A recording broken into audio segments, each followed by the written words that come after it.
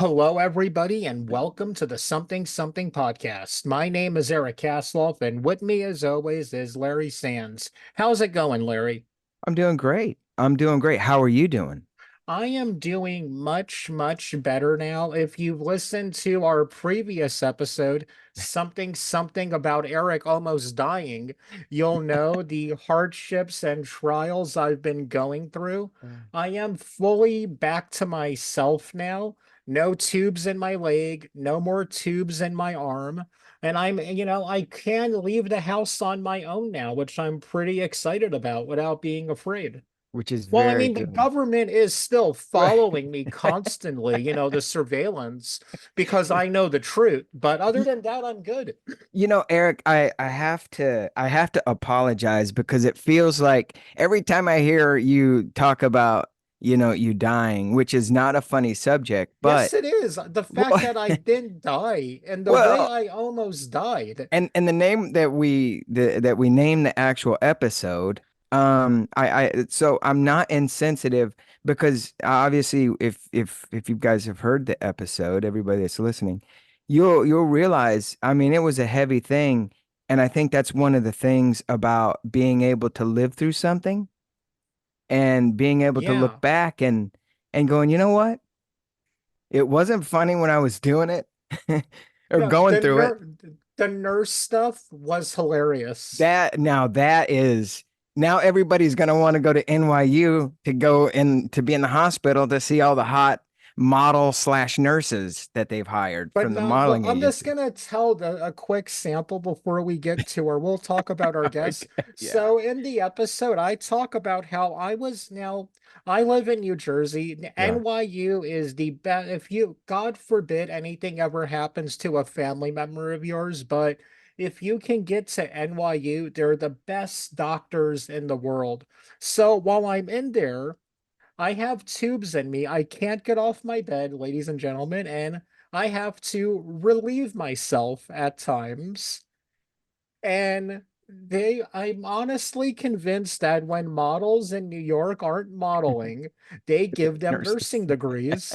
And there were occasions where a nurse, a very attractive nurse, had to clean me. And we just talk about the awkwardness of Yes. that situation. And to me, that's what I'm going to look back on. Not the horrible pain I went through, not almost getting Right. addicted to Dilaudid. I'm going to Yeah. think about the funny nurse story. So, Larry, while I was there, I love reading. Yeah. Unlike you, I'm literate. Right. And I So don't, yeah. I love reading, and I especially love stories that take place. I think we've talked about this in the South, Mhm. places like Texas, Nashville, Yeah. things like that. And our guest has a book that has, we were talking about the cover. So, Larry, Mhm. tell everybody about our guest and a little bit about his book, his awesome book, which I can't wait to check out. Yes, absolutely. Our guest this episode is Mr. Tom Harrison the Fourth. Hi, Tom. Welcome to the show. Hey guys, thank you very much. I'm excited to be on. Yes, this is absolutely amazing. Your book is a memoir and it is a true story. It's called From Punishment to Peace: Road Trips to Forgiveness. So, one of the things that kind of stuck out to me is the harsh realness of your book. Mhm. Um, Yes. how was it? What was it like writing your book and being so open and honest about it? Well, thank you, Larry, Eric, for letting me be on your show. I appreciate that. And to follow Eric is going to be like who's the coach that follows Nick Saban and Bill Belichick after that story Right.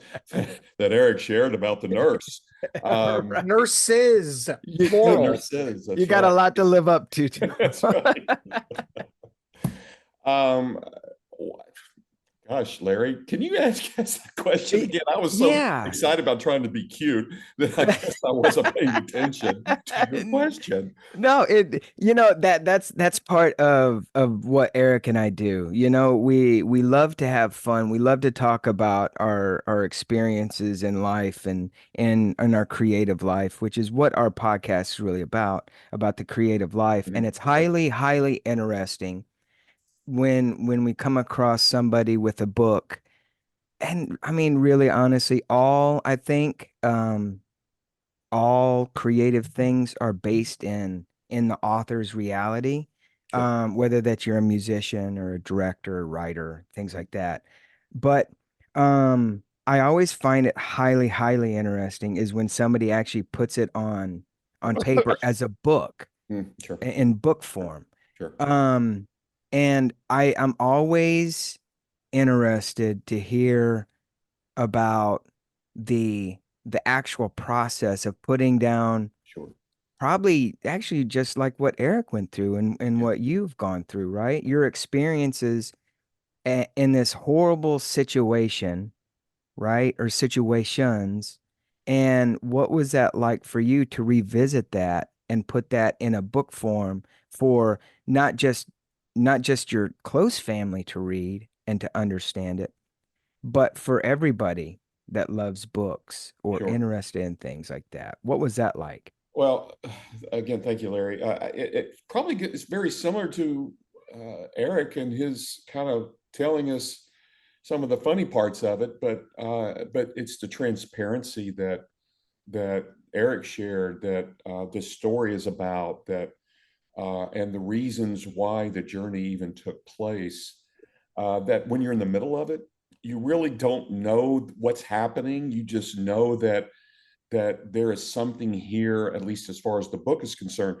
There's something here. In fact, the journey of the two characters wasn't meant to be a book. It was meant to be a direction towards understanding, which could have led to healing and thus what I'm calling peace. Yeah. It was only after these journeys, these road trips that you refer to in the title of the book, started to occur that that started looking at this and go, I've got to, alongside experiencing this story, I've got to now do what I can to turn this into a book. So I walked away from my profession. I spent 2 years at Emory University studying creative writing. I'm a business guy in my day job, and I've spent all my career in writing and writing various whatever the businesses were telling me to write, and I was able to articulate both verbally and in writing my ability to move from one point to the next point in these businesses. But to have a story and then create it in such a way to deliver it to an audience. I wanted to do what I can to get as close to perfection, though no one can, but to get as close to perfection as I could. So I really jumped into the whole writing style 2+ years, and as I said, at Emory. And that's what the kind of the drive in saying this real life story that is really opening up some really deep, dark wounds. I've got to make some pretty hard decisions, just like Eric just had to do about his leg, to say, do I really want the public to know this? This is a room in my house that I've now got to open up the door. And do I let people in to see it? And in reality, the end point was there's healing from this story. And if I can assist one person through this story to find where that endpoint is, that peace, then it's my obligation to be as transparent as I possibly can to show the journey that got there. And that's really kind of where it all began. So Wow. would you say that in this is something I've learned, and I want to ask you, this is an overall life thing, that true strength is admitting your weaknesses and showing them to the world. During the process of writing this book and remembering everything, because now you're on the other side of it, what was it like showing? Was it easy or hard to show the weakness that Oh, you've gone through or the no, hardships overall? thank you, Eric, for the question. I think it's like when when the Hoover Dam needs to release water, it starts small, so it's kind of feels like it's being forced through. But as things kind of pass, the water starts to really flow in a really big way. So what's my point? It once this began the process of opening up, and these two primary characters have very extreme lives, but in very opposite points in the spectrum. They get together after 2 decades, so they don't even know how to talk to each other, let alone start to open up and share and discover each other's pains. But once it starts, it's that men are really difficult to do this. We're all guys here. We're the macho guy of sex. We don't want to show our weaknesses. We want to show our strengths always. And yet, through this journey, I've become really a believer in the fact that vulnerability is the greatest strength. Amen. And as 100%. you, and it has to start with a step, and it can turn into a marathon before it's all said and done. And it's that first step. It's that taking that step, and the next step is easier, and then the next step is easier. And then you get into a cadence, and then you can't stop. And that's really what the essence of this story is all about. Is we started dealing with our own situations very slowly. But then once that trust began to build, and the fact that we were pulling this out and we were beginning to see the benefits from the very beginning of just of sharing. Once that happened, it became much easier. It just almost became hypnotic and just so motivating just to keep doing. Yeah. It was great. Yeah. I think, and this is kind of weird to say, because when you're a creative person, I know when I teach acting and have taught acting, but this is true in the creative field anyway, because your true self, who we really want to be, comes out in our creativity. And I always told actors and actresses to be your authentic self, you have to put away the ways of the world. Yeah. Because society tells us that men can't cry, men can't have any kind of feelings about anything, and if they are, then that's a sign of weakness. And the same way with girls, women, right? They can't be strong, they can't be tough, um, or else they're, I mean, what they are, right? Right, And exactly. what they're called, like a bitch or something. Yeah. And I think it's kind of hard for people that aren't in like any creative fields, for people to understand why it's so hard. Because when you hear um like actors and actresses go through a hard time because of social media and things that are said, it's really hard when you put yourself out there and you're open and honest, and all of a sudden people are really judgmental about your open and Yeah. honesty.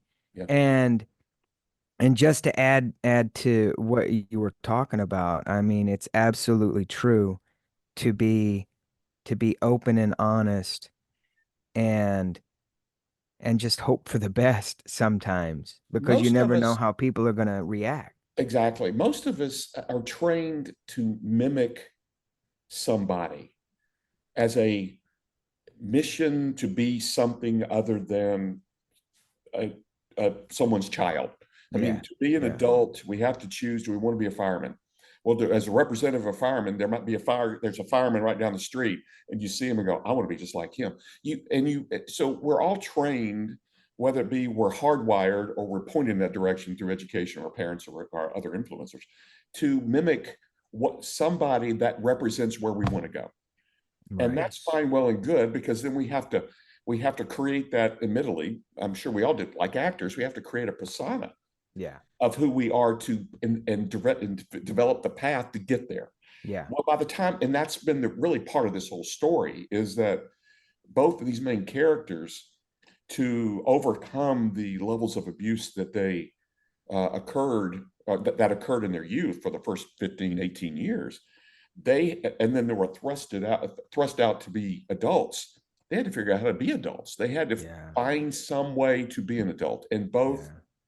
though again very different ways, failed miserably until later in life, where they realized, we don't want, this is not what we wanted to be. How do Yeah. we become what we want to be? Yeah. And so so it's breaking away from that mimicking of that we spend many of us spend much of our lives doing. Yeah. You know, Yeah. Tom, I just realized we kind of delve into chapter 5 of the book without talking about chapter 1. So, Right. for those of us, our listeners, explain as best you can without giving anything away what the book's about. Sure. Like give us the meat hooks to pull everybody in. Happy to. Thank you, Eric. Appreciate that. So this is a true story about two same age family members, an uncle and a nephew. And there's a story as to why they're same age, but gotta leave something for the reader. And they reconnect after 2 decades of not seeing each other. They're kind of later on in life, and the uncle character, who unfortunately suffered physical and sexual abuse and emotional abuse from his father and others, uh, got into drugs and alcohol very early, became addicted, and spent virtually all his life in those addictions, was homeless much of his life, and had gone through the judicial system at least 4 dozen times. So this was a very difficult, lovely character, warm, great guy, intelligent, but he was stuck in kind of the inner city lifestyle, unfortunately. And we're talking about Memphis, where we were both born and raised. And I, alongside him, was his nephew, me. And I had two very young parents. So they were 16 when I was born. And my father, unfortunately, suffered, and looking back, suffered from being bipolar, was a heavy narcissist, had some alcoholism, had been married 6 times in his life. But at the time, he didn't want to be a father. And as you can imagine, being a narcissist, he didn't want to have a child at all, and did not want to have anything to do with it. And unfortunately, because of the bipolar and the anger that he carried, he kind of diminished the self-worth of the nephew, me, to such a degree that I was at nothing. I didn't know what I was going to do in life at the age of 16, and had no direction. The grades were barely good enough. But somehow, through the grace of a lot of things happening, I scratched and clawed my way into college, and then not only started to achieve, became an overachiever, and used money as that measurement stick of achievement.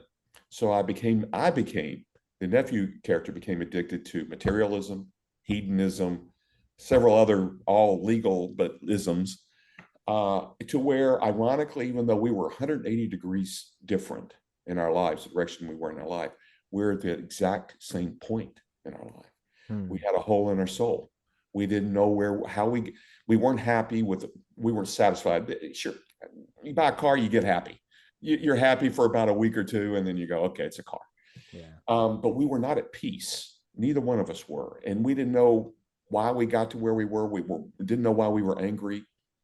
We were frustrated about many things in life, but we had come to the same point, at the same time, where he said, we have to be different. We got to figure out a way to be different than what life and what we have taken from life turned out to be.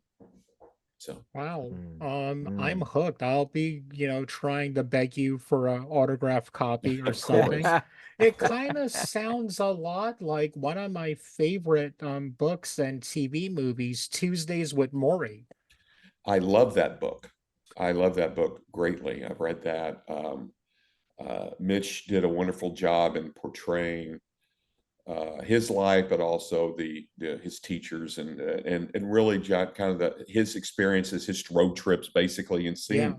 seeing his instructor that he cared so much about. So I hang that book up there pretty high as ones that are one that would influence me and how I wrote my story. One thing you said that really, was the home run for me is about finding peace. Mhm. Because the older we get, we learn that emotions are a roller coaster.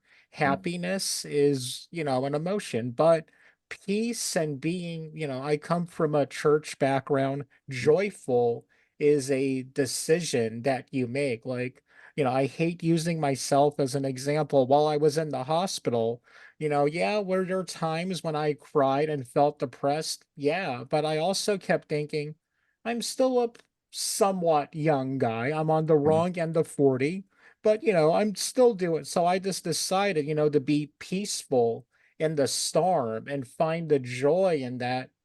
I'm gonna be going home. If you can Yeah. walk out of a hospital on your own legs, that's a really good thing. That is so true, Eric, and I agree 100%. Dr. Martin Luther King said something very profound that's always stuck with me. He said that life is not about longevity; it's about quality. Mhm. And in my story, I link in the fact that our punishments, we all get punished. Life punishes us. You've been punished in your health recently. Uh, Yes. I still think about it. When I was 18-year-old, I got rejected by a beautiful girl that I just couldn't stop thinking about. I Was watched she her a all the time. nurse? Yeah, she might very well be. Anyway, um, but there are punishments that we get and if they're from our parents, let's say, or from Right. really heavy influencers in our youth, those are really hard to shake off. And I think the point here is that we all carry punishments. And I think punishments are the antithesis of the quality that Dr. Martin Luther King was referring to in life. And so figuring out that you're carrying those punishments and you're dealing with them, and maybe in such a way where in both characters' case in this book, the punished, as we got older, became the punishers. We inherited some of the traits of those punishers as we tried to triangulate into what we thought were very high quality lives, at least for me anyway. He got joy in being in drugs for so long, but obviously that was fleeting. But um, it's the ability to say we own some of what we've inherited, and we become punishers to ourselves and to others that eventually at some point that walk alongside us in our lives. And so the story is about trying to identify that and going through the path of trying to reverse that, or in essence getting ourselves to a peaceful level. So This is the probably the fascinating, and it never ceases to amaze me, which I go back to when I first mentioned, introduce you at the top of the show, and and I love talking about your book, but it's the experience that you've had. Actually, we've all had, because the interesting part is, as you talk about your book, I'm thinking about my life and the people that I know and how I grew up, right? And I mhm. think that's one of the things about the honest, true, creative, like, things with your book that speak to true stories of you know of growing up. And it's so true, because when we grow up with our parents, whether we like it or not, we learn from our parents, right or wrong. And you can pick the good, you can pick the bad, but at some Right. point, I think, we once we grow up and we move away from that, I think we start to realize that through communication with everybody, and if you do take a good, not a hard look, I mean, depending on your situation, you really look hard and go, why is this like this? Mhm. And it's you you do become a changed person when you look and you try very, very hard to pick out the things that we learn from our youth, and we start to change those things based on us, based Sure. on our experiences with Sure. people. And Yes. we do several different podcasts, and we've had psychiatrists on, talking about um issues when we live with our parents and when we Sure. grow up, and Sure. we have those, we at some point we come at a crossroads, I think, of do I continue to go through what I'm going through and feeling what I'm feeling with my emotional self because I learned this, or am I really recognizing this is like a really deep episode all of a sudden? Oh, I that's a guess, good way, a good thing yeah, there. Oh, in a and very good way. Yeah. this will go like for a question for you, because at some point in real life, um we all have to choose, do I want to continue down this road to kind of blame mom and dad, or how I grew up with my aunts and uncles and everybody? Or do I look at people and start to really do a hard look at the things that are happening now and put it into perspective and go, I need to change this about myself.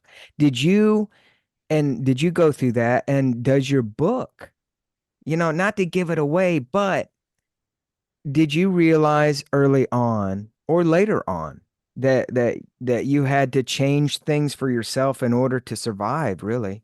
That's a wonderful question. And I wished that I had the emotional intelligence to have kind of over time slowly come to the conclusion that I had to change thought Yeah. processes, change how I saw myself, and change how I acted to others. I wish I had that strength. What had happened to me was this continuing saga of I'm not liking myself, but I can't get off the treadmill long enough Right, to figure it right. out Yeah, yeah. intellectually.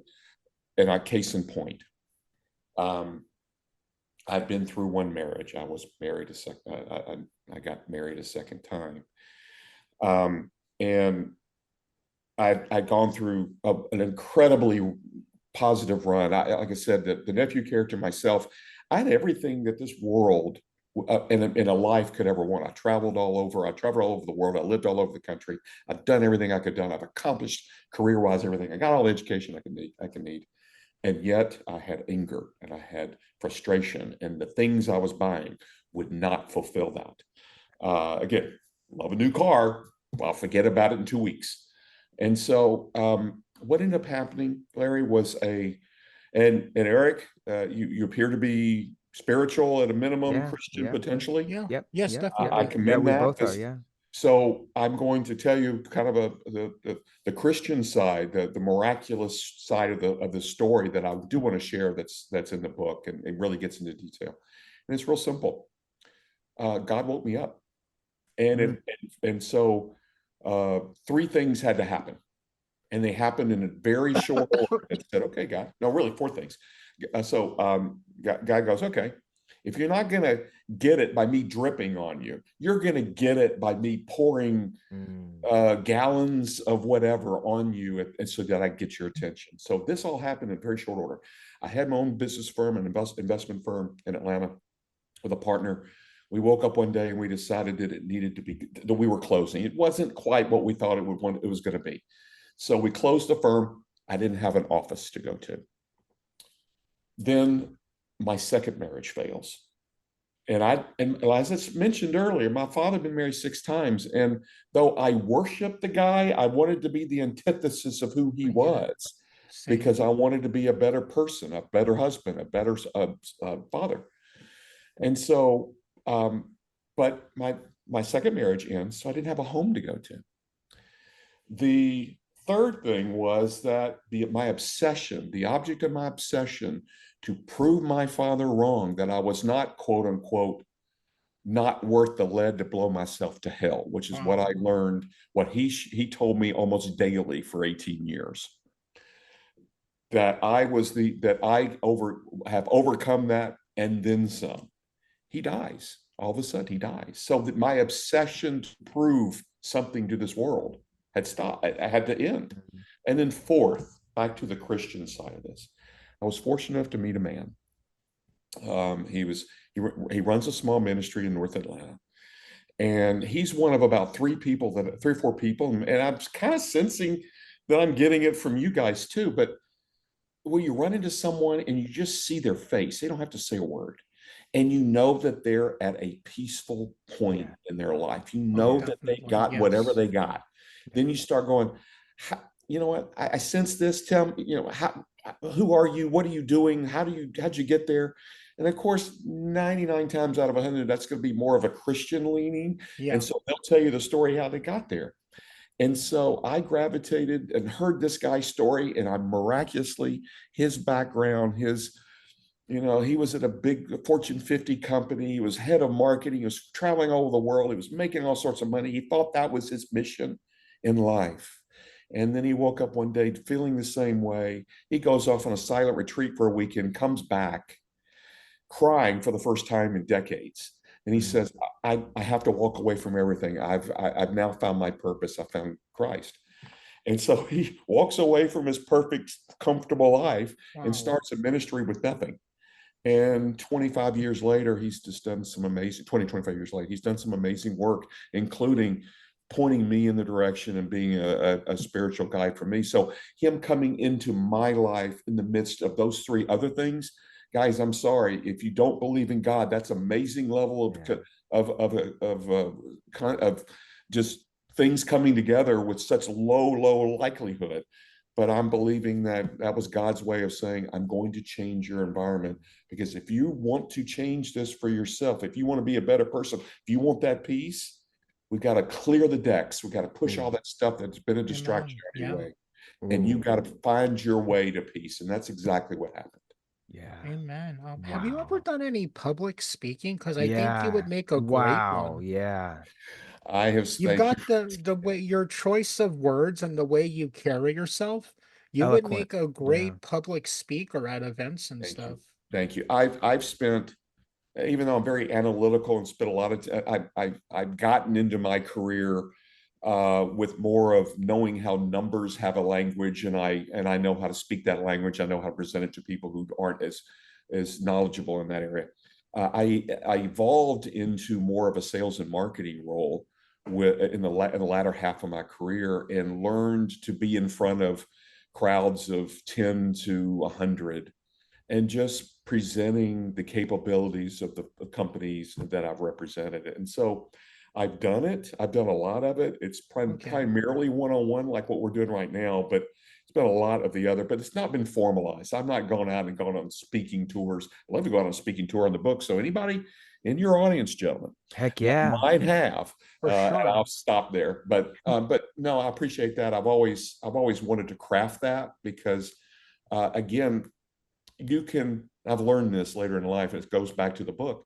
You can know a lot, and you think you might have something to show or tell someone, but until you have the ability to really get into how they think and how they would be receiving the message, it's going to be hard. It's hard to really be able to communicate in a way where the other side's going to be able to embrace it. And so thank you for that. I don't do it formally, but I've been doing it career-wise and informally for a couple of decades now. Well, I gotta say about when it comes to one-on-one, whenever I meet people who use somebody's name while they're speaking, that always means a lot to me because it shows the person you're giving them the individual attention, and you do a great job at pulling someone in Yeah. to a conversation with you. So I've really enjoyed that with you today, Tom. Yeah, Thank you, Eric. I yeah, appreciate that very much. yeah. I do have to say, I don't know. And I find myself, I like the philosophical aspect of our conversation and particularly your book. Um, and I can tell you, this is from experience, when we ask for something, if you're a believer, if you're a Christian, and you ask the Lord for something and you really want it, the Lord's going to be like, all right, are you sure? Are you sure you want this? What's that thing? Be careful what you pray for. That's right. Right? Because the Lord he'll be like, okay, I'm going to give it to you the way I want you to have it. And then it's just like what you said, in order for me to get what I ask for and really, really, really, really want to do, the Lord goes, I'm going to clear everything and build it back up the way I want it. And I believe yeah, go that, ahead. Larry. Yeah, I thank you. I That's part of it because we've been talking about the end point. We're talking about peace. Yeah. To get to peace, you've got to Go wash out a through it. lot of dirty laundry. You got to go Yeah. through it. Yeah. And in this journey, in this book, with these two characters, we had to face both our own individual um, wrongdoers that ended up helping us create to be our own versions of wrongdoers. And it became painful. It Yeah. became eye-opening. There was a lot of sharing, a lot of opening up. There are a lot of characters that but the both characters, I mean, the other family members that both these characters truly loved that have long since passed, that we were beginning to uncover as to the atrocities that were happening to them. And it became so painful to pull this together that there were many times we were in tears, but we saw some hope in ourselves through this journey. And though we couldn't go back and make those bad things that happened to others, and including ourselves, we couldn't reverse it. We were facing it together. Yeah. And that's the beauty of what I think God's journey was for both of us, is that it's hard. We can't do anything by ourselves. We can hope that God's going to be there, and we just downloads, and we can, okay, we're going to get up and we're going to change. But it's usually not the case. Usually, and in fact, in this story, it's funny, and I will love to share this. As these road trips are going on, the Tommy character, the nephew character, begins to realize that even though his uncle has been homeless, he's kind of rough. He never got into high school. He dropped out of junior high. Been in drugs and alcohol. He's been a challenge. Tommy tried to get him into residential rehab. He got in the first one, and he washed out and had to go into 3 or 4 more. As Tommy, though, began to live the life, or at least understand the life that John, his uncle, had, Tommy began to, you could see Tommy change. That this old grizzled nephew, uncle, who we all have an uncle that wants to teach their nephew something. But finally, this nephew character learned from the least of us, the people that we kind of walk by in life and don't think twice about, or maybe even look down towards, but we don't spend a lot of time wondering why they ended up homeless and on drugs. And yet, by Tommy opening up, he began to see parts of life, the parts of love and forgiveness. He forgave that father figure. The antagonist in the book is his father, and the brutality that he placed on the uncle character and the other characters that we talk about, the family members. And the fact that both of them face this antagonist head on a couple of times in the book, and how that was dealt with. But Tommy learned from the levels of forgiveness that John had to have towards his father. And that was life-changing to Tommy, because he was able to begin that process of forgiveness towards his father and ultimately to himself. And that's really the mission of this book. It's a beautiful story. It ends a little tragically, somewhat tragically, but it ends so satisfying. Admittedly, I'm so proud of the journey that these two guys went through. Tom, could you, and I know I'm just asking you this, and would you have like anything that you'd like to read out of the book? And I know this, I know I'm just throwing this at you because I get a feeling, because you've done such a great job talking about it. Would you be able to give us just a little bit of some of your book? Wow. You caught me off guard. Okay, hold on. You know what? I think that's your shtick. Is that you invite people on, and there might be short notice, there might not be, but I'm fortunate enough to be one of the short notice guys. Exactly. And oh my God. What we could always do is this.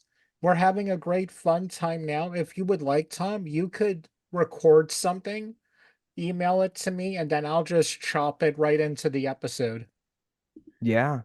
There is a beautiful, it's the preface of the book. Yeah, perfect. Okay, let's do that. Perfect. Okay. And I am dying to find it. Well, as you look for it, and this it's always good, because see, this is part of what we do. Obviously, like, sometimes we have musicians on, we go, hey, can you just bust out a song? Do you have a guitar right there? And they don't even know. Kind of warning, guys. Right. To be on the show. But this also speaks to, I think, your character because our show, Eric and I, we get on before we record. Then, we have our guests jump on, and sometimes it feels right to ask. Sometimes it doesn't feel right to ask. Eric and I, we kind of let the show take where it wants to Yeah. go. Sure. And I think that's part of some of the magic maybe of all this, because as in life, you can't do anything perfectly, but when you tell people what you're about and what you want to do and what you're striving to do, they just kind of go along for the ride. Well, I'd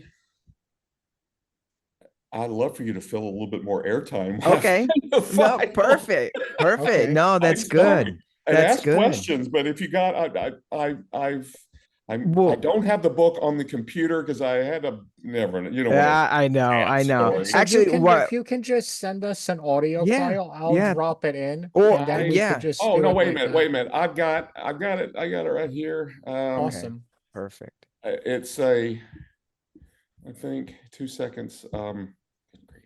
There we go. And actually, while you're doing that, did you get emotional writing the book? Did you get lost in your thoughts? I didn't get lost in my thoughts, but as I was doing the editing, I'd cry on the same Good. episode or Nice. same moment Yeah. that I, I've read it 500 times, let's say, to try to get it ready for publication, and I'd still hit some certain points in the book Wow. and start crying.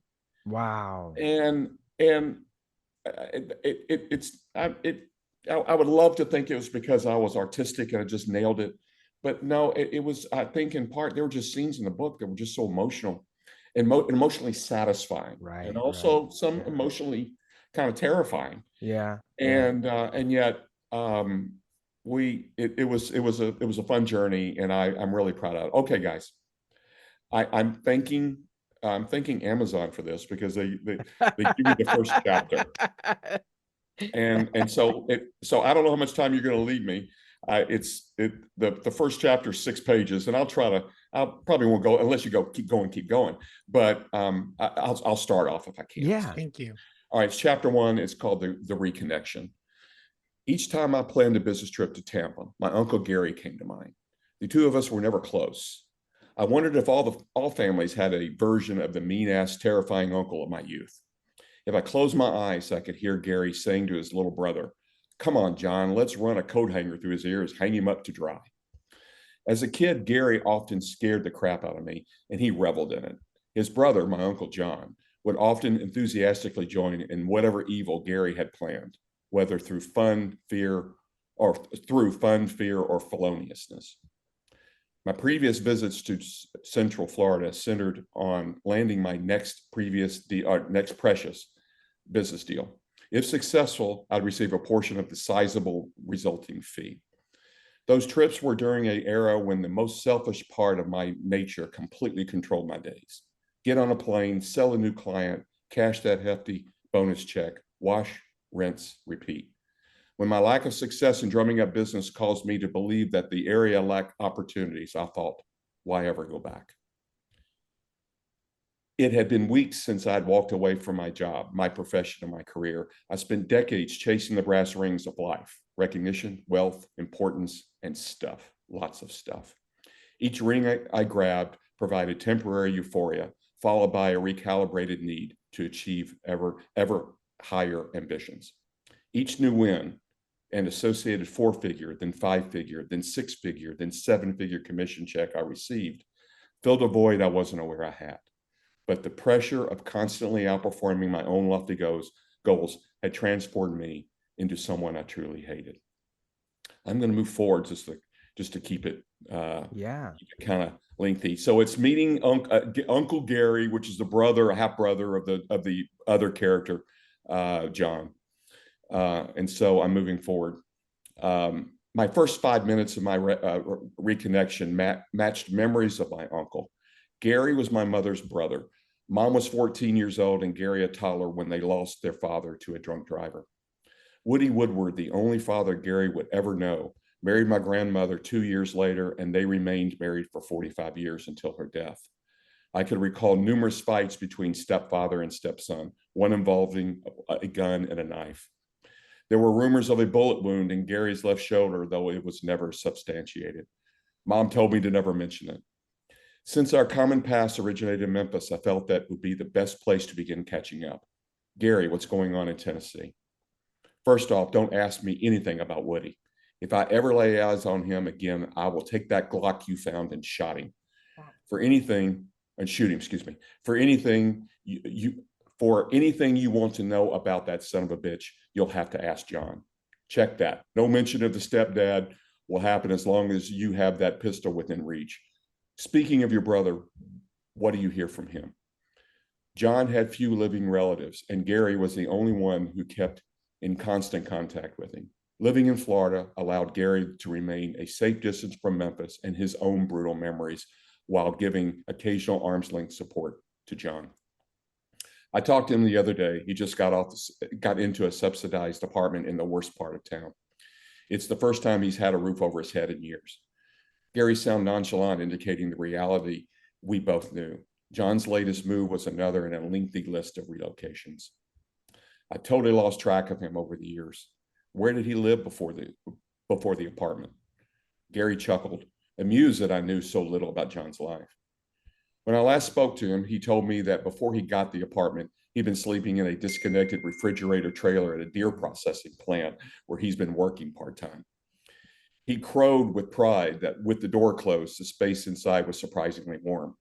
He's got absolutely no possessions now, yet again. For Christmas, I sent him a small, cheap, flat-screen TV, some clothes, a few toiletries. I couldn't justify spending money on anything halfway nice, thinking he'd sell it for drug money. I'm pretty sure his drug use will get bad again and keep him from paying his rent, forcing his landlord to kick him out and sell his things. Gary's comment about the TV didn't fully register right away as my mind remained locked on the deer processing refrigerator trailer bedroom visual. Did John find refuge from the winter elements next to freshly butchered deer carcasses, I thought? And I'm going to continue on to the very end of this piece that Amazon's sharing with me. Gary interrupted. It was only, okay, all right, so let me go back. The imagery Gary painted was difficult to comprehend as the power of a person's addiction was foreign to me. I don't get it, Gary. I know you guys had a tough time growing up under Woody's roof, but your sisters got out of there without becoming drug addicts. I heard you played around with drugs a bit, but you still ended up living a normal life, productive life anyway. Gary interrupted. It was only pot, and I hadn't had a joint in years. Listen, I never got crazy with it, but John started early and just kept going. Part of me can't blame him. Woody was a lot harder on John than the rest of us. The shit that Woody did to his own son was brutal and horrifying. A couple of times I stepped in to stop him before killing John, and then Woody beat my butt until I got big enough to fight back. John was 13 when he tried his first pot. Then he started playing around with other stuff off and on. All of that turned into a bad addiction, and he's been struggling with it his entire life. But homelessness, I thought, $1 million wouldn't get him off the streets, but could be used to kill himself. I couldn't grasp the depth of John's despair, such as his need to disconnect from reality to the point where he'd jeopardize everyday comforts. 2 more paragraphs, guys. John's just using drugs so long as he needs. John's been using drugs for so long that he needs more and more to reach the feel-good level he used to get. I've done extensive research on addiction, hoping that I could say something to him that would help him. I responded, why not let him stay with you for a while, away from Memphis streets and his drug dealers? With that, with what you know about addiction, maybe he can find a way to recovery. And that's where Amazon cut it off. So I'm hooked. Good job on them picking well, that. thank you. I hope I the- articulated it right. It's been a minute since I've read it, but read it out loud. No, you did So, great. I mean, thank I'm you. all in. Thank Well, you. before we go any further, I think everybody that's listening to this, because I think without even knowing, we've set up a really good setup talking about what we've been talking about. And then you read the part of your book, I think everybody listening to this should actually scrub back to maybe the first half of this episode, knowing because knowing what we talked about at the front, your life and what you've been through and how it relates to your book, obviously, because it's a memoir. And then listening to you read your book just made me think about what we just talked about and how Yeah. it all, and obviously it all kind of goes hand in hand, but now you've put it into a perspective, and this is your book. It's absolutely amazing. I tried to not get, I'm not a, I, I, I kind of am conservative when it comes to sharing my story and who I am because yes, we all have a story, and I don't want my story to ever be projected out and from me as being more dramatic or more important or more anything. I was, the book is about my Uncle John's journey, and he invited me, he allowed me to be a part of it, and he opened up, and it was, and if he hadn't opened up, if he said, "No, Tommy, leave me alone. I don't want to share. I just want to do my drugs, or maybe I can get some help, but I'm really not engaged in it." I don't know how hard I would have fought to say, "Let me help you. Let me chronicle our experience here so that you've got something to kind of go back to." That was the original mission here. What, again, the original mission was not to write a book. The Right. original mission was for me to kind of wash myself out. And the minute I reconnected with my uncle, it didn't become about me. It became about him. Then it became about people we cared about. And then it eased into becoming about me because Yeah. I was changing during the process. So Yeah. it's I'm really guarded by just making sure that I don't overdo my part of this. That I was very blessed to have been invited in. Well, not invited. I was forced in by God. Let's call it. Go back to that first part. Yeah. I would Yeah. call it forced in. And he got my shoulders and he shook me. But really, the story evolved from this John character that is just a beautiful character, hard character. You shake your head going, "Man, you dummy, why did you do all this?" And yet, if you read the story, you'll see that there's some victory Yeah. in the end in more ways than one. And it's really an amazing ending to it. Yes, I do know before we start wrapping up, Eric, Tom, this episode is a bit like your book. A lot of unexpected twists and turns, especially when we started asking you about reading some of That it. was a twist there, Larry. You really And Exactly, put exactly. you put me on the spot. I hope I delivered. That's Oh, all. you did definitely. in spades, Thank you, sir. brother, I in appreciate I that a lot. gotta spades. say, Appreciate it. Thank you. we were talking about pretty heavy subject Yeah, matter, but there was an odd coziness to this yeah, episode. It felt yeah, like putting on a warm sweater and just, kicking back, smoking a cigar and talking. yeah. Well, there's a quote, there's an endorsement. I've got to have to find that. I don't want to waste your time, but it said that when he read it, he cried, he laughed and he cried, and it allowed him to be the man that he was destined Mhm. to be, or God made him to be. And again, I'm not sure that this book will land in the Christian section of a bookstore. It is certainly a heavy influence there, It's but not supposed to, Tom, because got you're some preaching language to in the Yeah, there. choir if that happens. Yeah, there you go. yeah, But it's yeah, got some language that wouldn't necessarily neatly fit against Max Lucado or anybody or Billy Graham, but it's a story of two guys who are trying to figure it out, and God stepped in, and Wow. we didn't know what God was about. We kind yeah. of knew we're supposed to. There is a God. We're supposed to follow Christ. We don't. Neither of us knew what the Holy Spirit was, Oh, but we kind of learned from our own experiences, and then others can begin to walk beside us. So Yeah. it's a neat story that really, again, Christian influence, but maybe not center in the Christian section of a bookstore. and Yes, I again, it's love not that. Yeah, supposed to it's be not because because you're preaching to the yeah, choir if Yeah, that it's a yeah, happens. street yeah. version of two guys that finding their peace through a Christian journey. That's I probably the best love way it. to I Exactly. describe it. love And, it. And actually, I am on your website, which is worth mentioning. And where will great the links be? website. Where will the All links of be, the, Eric? I haven't said this in so Uh, long. All of the links will be in the description if you're listening in on Anchor. And when the yes. episode goes up, we will make sure to tag Tom and all of his links into the post. Thank you. Yes. And so is it from Larry Green, It is. founder It of is. Yeah. Cloud Cloud Walk Walk. Ministries? Right. Yes. If I could, it's from your website, from punishment to peace.com.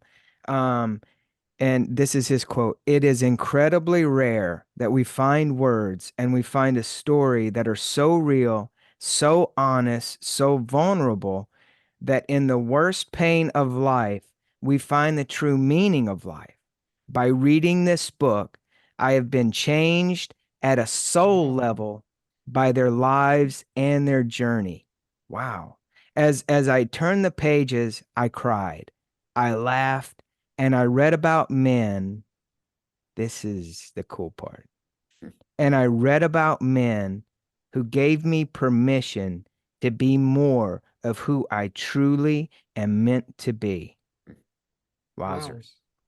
That And I think, that's the Um, perfect way to end this episode. man, Tom, I'm from the bottom of my heart, I want to thank you for coming on. Like we said at the top of the show, it's been a rough start of the year for me, but having this conversation you was just so beautiful. cozy is Yeah, the best way I could put it. It yeah. felt like speaking with an old friend. The mm, links to where you can purchase the book, again, we'll post them everywhere we can think of. And again, Tom, thank you so much for coming on. You are a blessing. It thank you, really, really gentlemen. was. Oh, I'm so honored to have been a part of this. So great journey here. So thank you guys. Thank Yes. you so much. And everybody, like we say each and every week on the show, remember, support our troops.